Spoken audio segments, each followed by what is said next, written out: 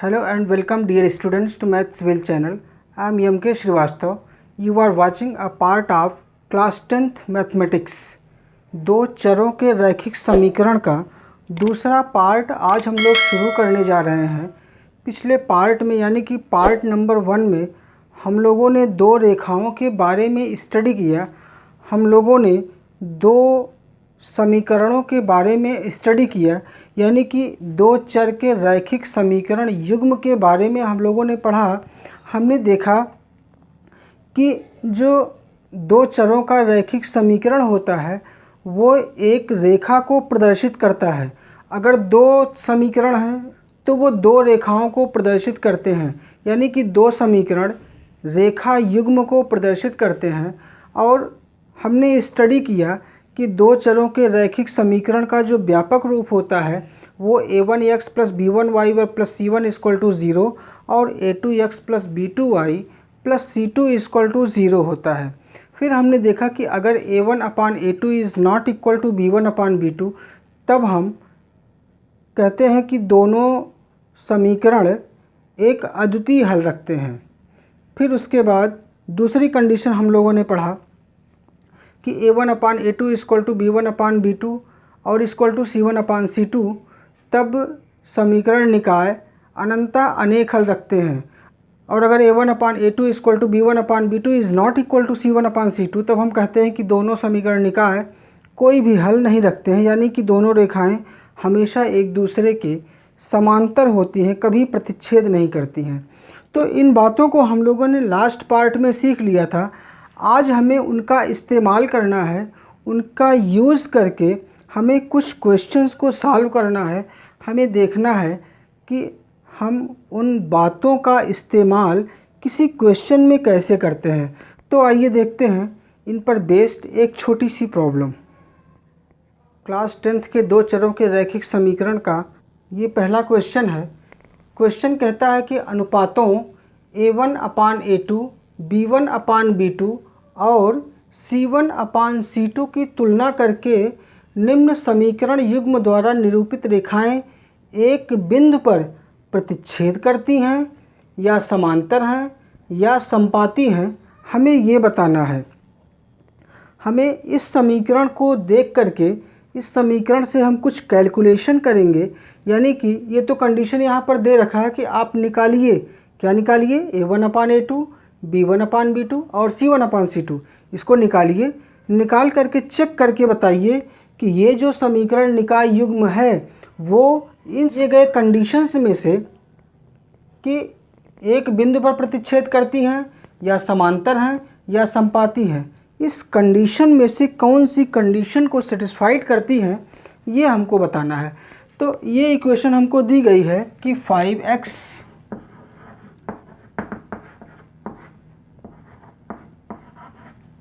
Minus 4y minus 8 equal to 0, 7x plus 6y minus 9 equal to 0। दो चरों के रैखिक समीकरण युग्म का जो स्टैंडर्ड फॉर्म होता है हम जानते हैं कि वो a1x plus b1y plus c1 equal to 0 और a2x plus b2y plus c2 equal to 0 होता है। तो ये होता है a1 5, b1 minus 4, c1 minus 8, a2 7, b2 6, c2 minus 9 होता है। तो इसकी सहायता से हम निकालते हैं पहले a1 अपान a2। लेकिन एक बार मैं आपको लिख के दिखा दे रहा हूँ कि ये देखिए a1 की वैल्यू है 5, b1 की वैल्यू आपको मिलेगी माइनस 4, c1 की वैल्यू आपको मिल जाएगी माइनस 8। ये इक्वेशन फर्स्ट से लेंगे हम, इक्वेशन फर्स्ट। अब इक्वेशन सेकंड से हम 2 निकालते हैं। a2 की वैल्यू आपको मिल जाएगी 7, b2 की वैल्यू आपको मिल जाएगी प्लस 6 और c2 की वैल्यू मिलेगी आपको माइनस 9। ये वैल्यूज़ यहाँ पर दे रखे हैं। हमने इन वैल्यूज़ को इन दिए गए इक्वेशंस को निकाल लिया है। अब हमें चेक करना है कि ये रेखाएं, ये जो समीकरण युग्म है ये परस्पर समांतर रेखाओं को प्रदर्शित करता है कि संपाती रेखाओं को। कि प्रतिच्छेदी रेखाओं को, किस टाइप की रेखाओं को निरूपित करता है, इसके लिए हम निकालते हैं A1/A2 और B1/B2। तो यहाँ से अगर हम देखें कि A1/A2 की जो वैल्यू हमें मिलती है वो 5/7 मिल जाएगी और B1/B2 की वैल्यू -4/6 मिल जाएगी। B1/B2 equal to -4/6। हम इसको कैंसिल कर दें अगर, तो B1/B2 की वैल्यू हमें मिल जाएगी -2/3, यानी 2 2 ज़ा 4, 2 3 ज़ा 6। तो A1/A2 की वैल्यू 5/7 और B1/B2 की वैल्यू -2/3। तो अब यहाँ से हम देखते हैं कि 5/7 और -2/3 एक दूसरे के इक्वल नहीं है। तो हम यहाँ लिखेंगे, स्पष्ट है कि अगर 5/7 -2/3 के इक्वल नहीं है तो यानी कि A1/A2 भी B1/B2 के इक्वल नहीं होगा, क्योंकि इन्हीं की तो वैल्यूज़ हैं। ये 5/7 A1/A2 की वैल्यू है और -2/3 B1/B2 की वैल्यू है। तो हम लिखेंगे कि स्पष्ट है कि A1/A2 is not equal to B1/B2। ये दोनों आपस में इक्वल नहीं है। कंडीशन में हमने देखा था कि जब हमें A1/A2 B1/B2 के इक्वल नहीं मिलता है तब हम कहते हैं कि समीकरण निकाय युग्म एक अद्वितीय हल रखता है। यानी कि हम यहाँ लिखेंगे कि इट सिंप्लाइज। अब देखिए लिखेंगे क्या, हमें लिखना है कि निरूपित रेखाएं एक बिंदु पर प्रतिच्छेद करती हैं, समांतर हैं अथवा समपाती हैं। तो हमें इसके प्रतिच्छेद के बारे में लिखना है। तो हम लिखेंगे इट सिंप्लाइज दोनों रेखाएं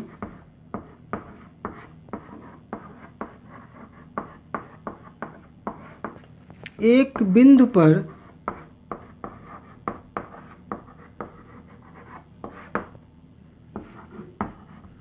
प्रतिच्छेद करती हैं। दोनों रेखाएं एक बिंदु पर प्रतिच्छेद करती हैं। हम लिख सकते थे कि दोनों रेखाएं एक ही बिंदु पर प्रतिच्छेद करती हैं, केवल एक बिंदु पर प्रतिच्छेद करती हैं। लेकिन इन्होंने जैसे यहाँ पर सेंटेंस लिखा है उस सेंटेंस के हिसाब से हमने लिखा। इन्होंने कहा कि निरूपित रेखाएं एक बिंदु पर प्रतिच्छेद करती हैं, तो हमने सेम इसी लैंग्वेज में यहाँ पर लिख दिया कि दोनों रेखाएं एक बिंदु पर प्रतिच्छेद करती हैं। इस क्वेश्चन के 3 पार्ट हैं। फर्स्ट पार्ट को तो हमने यहाँ पे लिख दिया था। अब हम सेकंड पार्ट की ओर बढ़ते हैं। इसी क्वेश्चन के दूसरे पार्ट को हम देखते हैं। दूसरे पार्ट में सेम वही सेंटेंस लिखा हुआ है, बस ये इक्वेशन चेंज हो गई है। इस बार की इक्वेशन 9x + 3y + 12 = 0 है और वो दूसरी इक्वेशन 18x + 6y + 24 = 0 है। इस इक्वेशन के बारे में भी हमें वही बातें बतानी है जैसे हमने पिछले में बताया है। तो इस इक्वेशन को हम यहाँ नोट कर लेते हैं। ये इक्वेशन है 9x + 3y + 12 = 0 और दूसरी इक्वेशन है 18x + 6y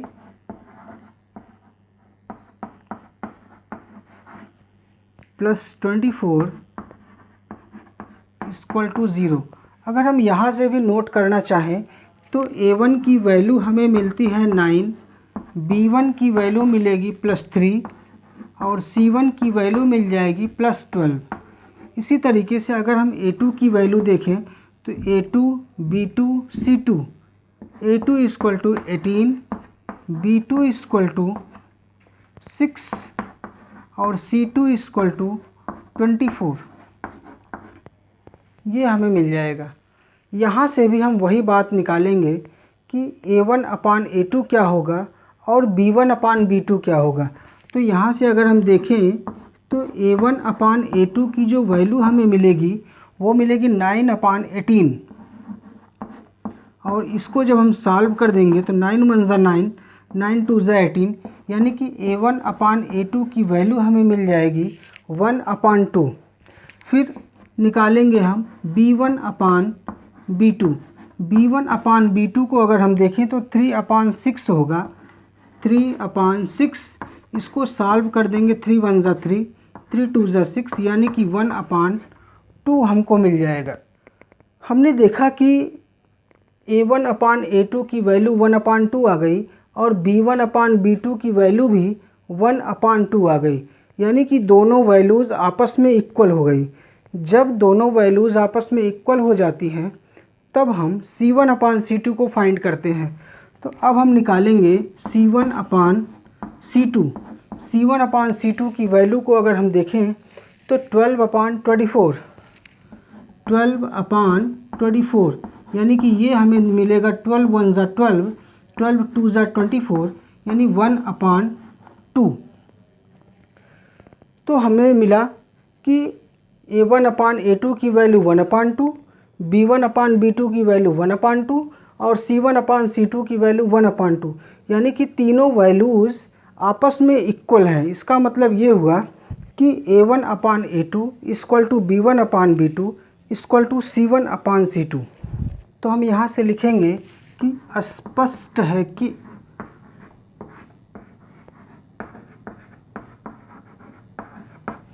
क्या मिलेगा, A1/A2 की वैल्यू 1/2 है, B1/B2 की वैल्यू 1/2 है, C1/C2 की वैल्यू भी 1/2, यानी तीनों आपस में इक्वल है। क्या होगा कि A1/A2 equal to B1/B2 equal to C1/C2, यानी ये इसकी तीनों की वैल्यूज़ आपस में इक्वल है। इसका मतलब क्या हुआ, इट्स इम्प्लाइज जब A1/A2 equal to B1/B2 equal to C1/C2 होता है तब हम कहते हैं कि दोनों रेखाएं अनंत हल रखते हैं, मतलब एक दूसरे पर लाई करते हुए जाते हैं, यानी कि संपाती होते हैं। तो यहाँ पर दोनों रेखाएं संपाती होंगी। तो हम यहाँ लिखेंगे कि दोनों रेखाएं एक दूसरे के संपाती होंगी।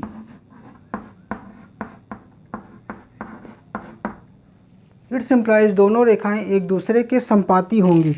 हम लिख सकते थे कि रेखा युग्म संपाती होंगी। इसे भी लिख सकते थे कि समीकरण युग्म द्वारा निरूपित रेखाएं एक दूसरे के संपाती हैं। जैसे चाहे हम लिख सकते हैं। हमारा मकसद है कि हम पूछे गए प्रश्न का सटीक जवाब दे दें, बात पूछने वाले की समझ में आ जाए। तो इस तरीके से हम लोगों ने सेकंड पार्ट को ख़त्म किया। अब इसी क्वेश्चन के थर्ड पार्ट को हम देखते हैं। इसी क्वेश्चन के थर्ड पार्ट की ओर हम बढ़ते हैं। थर्ड पार्ट में क्वेश्चन तो वही है, लेकिन यहाँ पर इक्वेशन चेंज हो गई है। वो इक्वेशन है 6x - 3y + 10 = 0, 2x - y + 9 = 0। हमें चेक करना है कि यह समीकरण युग्म कैसी रेखाओं को रिप्रेजेंट करता है। तो उसके सॉल्यूशन में हमने जैसे हर बार क्वेश्चन को यहाँ पर लिखा, वैसे हमने क्वेश्चन को नोट कर लिया। और यहाँ पर देखते हैं कि A1 की वैल्यू हमें मिलती है 6, B1 की वैल्यू मिलती है -3 और C1 की वैल्यू मिल जाती है +10। हमें A1 B1 C1 पहली इक्वेशन से मिलेगा और A2 B2 C2 दूसरी इक्वेशन से मिलेंगे। तो A2 की वैल्यू हो जाएगी 2, B2 की वैल्यू मिल जाएगी, यहाँ पर कुछ नहीं लिखा है तो 1 कंसीडर करेंगे, और माइनस लगा हुआ है तो B2 की वैल्यू -1 हो जाएगी, C2 की वैल्यू +9 हो जाएगी। अब हम निकालते हैं A1/A2 और B1/B2। तो A1/A2 को हम देखते हैं, मिलता है 6/2, कैंसिल कर देंगे, 2 1 ज़ा 2, 2 3 ज़ा 6, यानी ये हमें मिलेगा 3/1। फिर निकालते हैं B1/B2।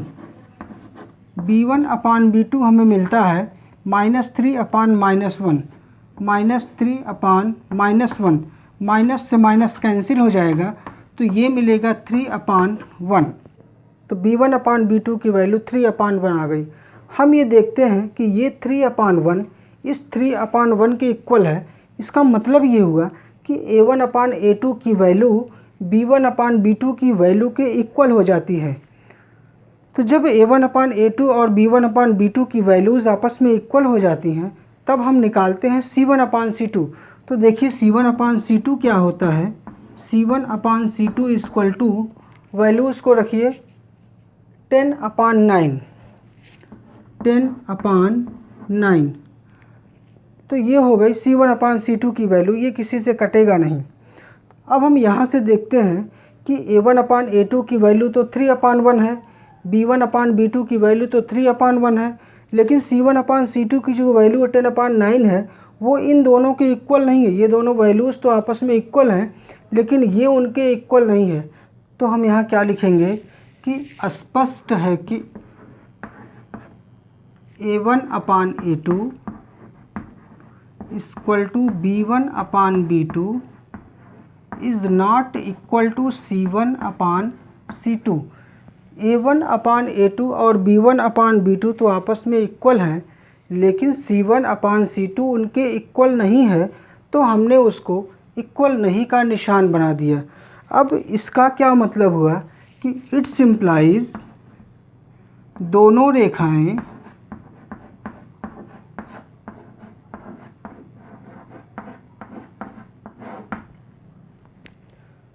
कोई हल नहीं रखती है। इसका मतलब हुआ कि A1/A2 equal to B1/B2 is not equal to C1/C2 का मतलब ये हुआ कि दोनों रेखाएं एक दूसरे से कहीं नहीं मिलेंगी, कोई हल नहीं रखेंगी। तो जब कहीं नहीं मिलेंगी तो वो कैसी कंडीशन होती है कि दोनों एक दूसरे के समांतर चलेंगी, तो आजीवन वो एक दूसरे से कभी मिलेंगी नहीं, तो वे कोई हल नहीं रखेंगी। तो यही कंडीशन होती है कि A1/A2 equal to B1/B2 is not equal to C1/C2।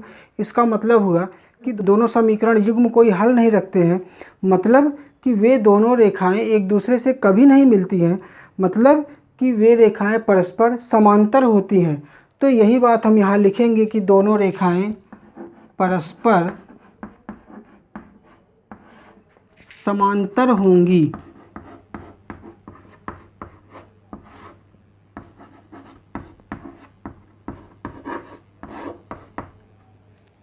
तो ये रहा इसका आंसर। इस तरीके से हम लोगों ने दोनों रेखाओं की प्रकृति को बताया कि दोनों रेखाएं एक दूसरे के समांतर हैं, कि संपाती हैं, कि एक दूसरे को एक बिंदु पर प्रतिच्छेद करती हैं। इस तरह से हम लोगों ने पहले क्वेश्चन को समाप्त किया। अब इसी टाइप का एक और क्वेश्चन देखते हैं। इसमें तो ये बातें पूछी गई थी, उसमें इन्हीं बातों को कुछ घुमा करके पूछा जाएगा। लास्ट पार्ट में हम लोगों ने देखा कि जब दो रेखाएं एक दूसरे से कहीं मिल जाती हैं तब उनको हम संगत कहते हैं। यानी कि अगर दो रेखाएं एक दूसरे से कहीं जाकर के मिल जाती हैं तब हम ये कहते हैं कि दिए गए समीकरण युग्म संगत हैं। लेकिन अगर वे रेखाएं एक दूसरे से कभी नहीं मिलती हैं, यानी कि एक दूसरे के समांतर होती हैं, तब हम कहते हैं कि दोनों रेखाएं एक दूसरे के असंगत हैं, यानी कि दिया हुआ समीकरण युग्म असंगत होता है। तो इसी पर बेस्ड एक प्रॉब्लम हम देखते हैं। इस क्वेश्चन के 3 पार्ट्स हैं। उन तीनों पार्ट्स में से ये पहला पार्ट यहाँ पर दिया गया है। इसको हल करने के बाद बाकी के दोनों पार्ट्स को हम देखेंगे। हम लोग इस समय क्लास 10th की मैथमेटिक्स पढ़ रहे हैं। ये 2 चरों का रैखिक समीकरण युग्म चैप्टर है। इस चैप्टर का नाम है 2 चर वाले रैखिक समीकरण युग्म। तो आइए देखते हैं अपने क्वेश्चन को। क्वेश्चन कहता है कि अनुपातों A1/A2, B1/B2 और C1/C2 की तुलना करके ज्ञात कीजिए कि निम्न रैखिक समीकरणों के युग्म संगत हैं या असंगत हैं। इस बार हमें प्रतिच्छेदी, समांतर, असमांतर, संपाती ये नहीं बताना है। ये बताना है कि दोनों रेखाएं जो समीकरण युग्म हमको दिया है, ये समीकरण युग्म संगत है कि असंगत है। इसको हम कैसे सॉल्व करते हैं, सिस्टम हमारा वही है। लास्ट में जो रिज़ल्ट हमको मिलता है उसी रिज़ल्ट से हम पहचान लेते हैं कि दिया गया समीकरण युग्म संगत है कि असंगत है। तो पहला क्वेश्चन इसका है, 3x plus 2y equal to 5,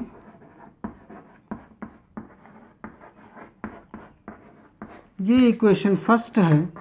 और दूसरा इक्वेशन कहता है 2x minus 3y equal to 7, ये इक्वेशन नंबर सेकंड हो गया।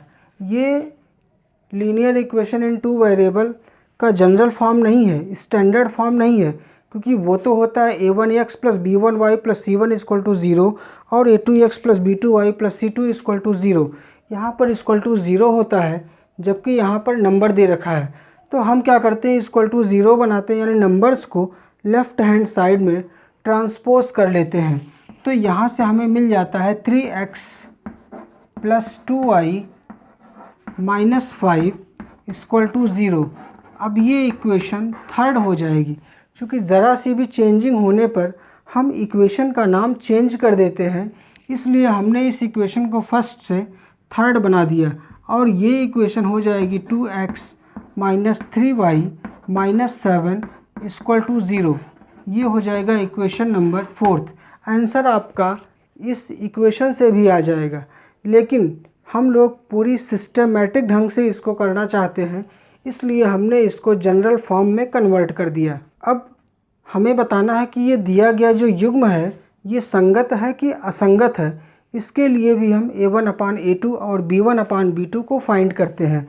तो सबसे पहले हम निकालते हैं a1/a2। हम देखते हैं कि a1/a2 की वैल्यू 3/2 हमें मिल जाती है और b1/b2 की वैल्यू 2/-3 हमें मिल जाती है। 2/-3 यानी इसको हम -2/3 भी कह सकते हैं। लिखते हैं जनरली -2/3, नेगेटिव साइन को नीचे नहीं लिखा जाता है, इसको हमेशा ऊपर ही लिखते हैं। तो इसको हम लिख देते हैं -2/3। हम यहाँ से देखते हैं कि a1/a2 की वैल्यू b1/b2 की वैल्यू के इक्वल नहीं है। तो हम यहाँ लिखेंगे स्पष्ट है कि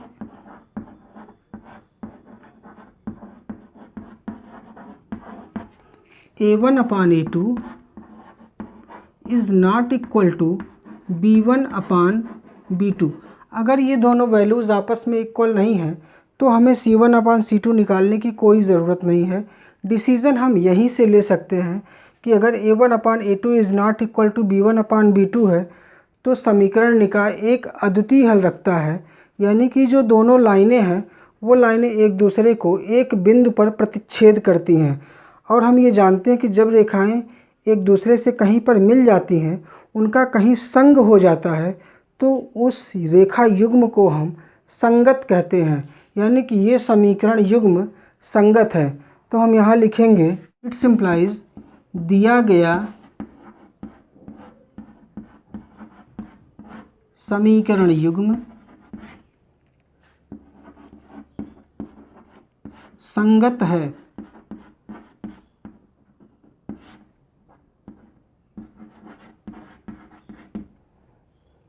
तो इस तरीके से हम लोगों ने कंडीशन के हिसाब से चेक किया, यानी कि a1/a2, b1/b2 और c1/c2 को निकाल करके चेक किया कि दिया गया समीकरण युग्म संगत होगा।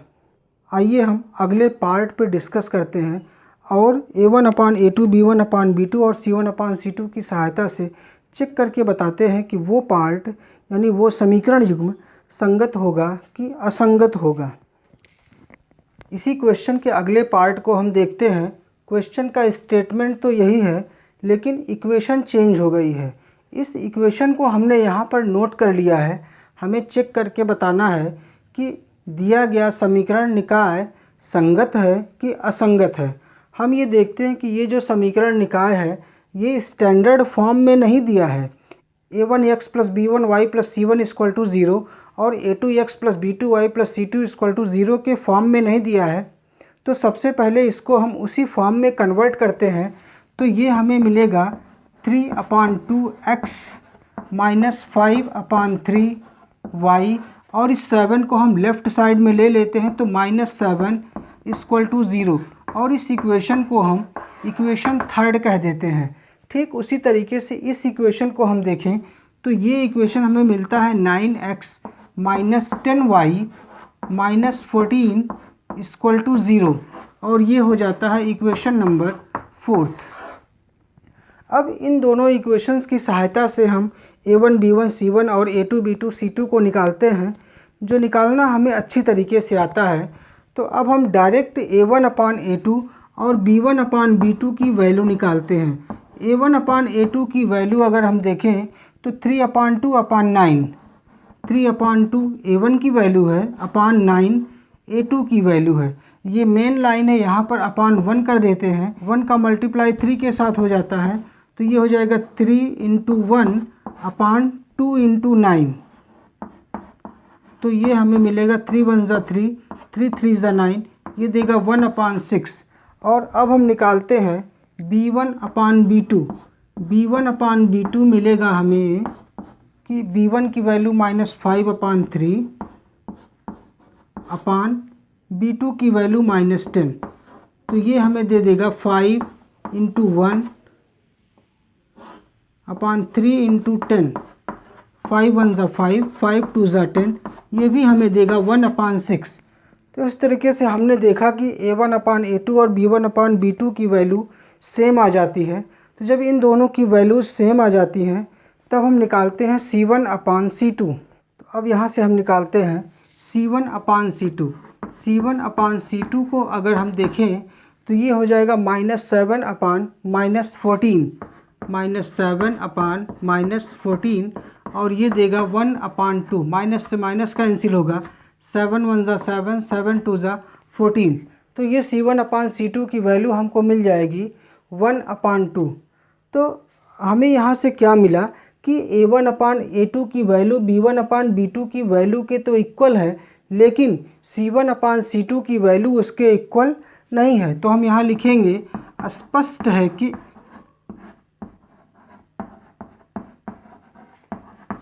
a1/a2 = b1/b2 is not equal to c1/c2।